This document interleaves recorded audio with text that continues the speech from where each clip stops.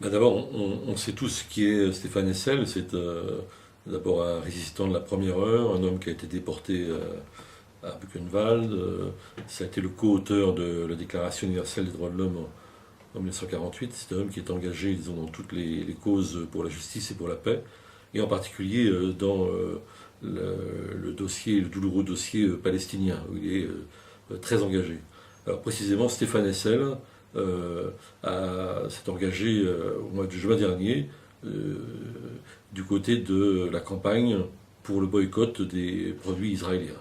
Et c'est ce qui lui vaut l'incrimination qui risque de le faire comparaître devant les tribunaux avec d'autres militants, d'autres associations, avec également la sénatrice Halima Boubenienne Thierry, et cela pour des raisons absolument extravagantes qui défient un peu toute morale politique.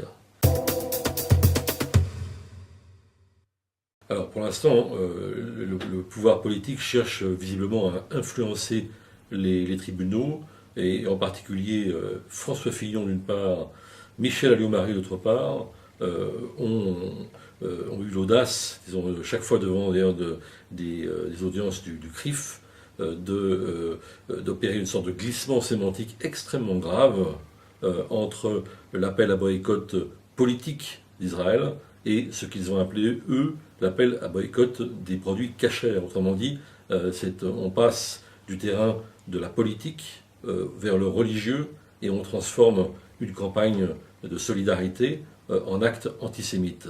Et c'est agir avec beaucoup de légèreté sur un sujet qui est, comme chacun sait, très grave. Et ça montre un tout petit peu, disons, le naufrage moral de nos élites gouvernantes. Bien, les associations et les personnalités qui appellent au boycott ne le font pas par plaisir, ils le font parce que Israël jouit d'une impunité totale sur la scène internationale. Que, par exemple, ses relations commerciales avec l'Union européenne perdurent, alors que les textes pourtant devraient, au nom des droits de l'homme, amener l'Union européenne à réviser sa position. Donc c'est une attitude, disons, de substitution devant la faillite de la communauté internationale. Alors il y a boycott et boycott, bien entendu il faut agir avec discernement. Certains sont pour le boycott exclusif des produits qui viennent des colonies, d'autres pour le boycott de tout ce qui vient d'Israël. Mais c'est évident que comme on ne sait plus d'où viennent les produits qui sont dans les étalages de nos grandes surfaces, il est très difficile de distinguer. Et il n'y a donc pas de solution de rechange, je dirais, à cette action de solidarité.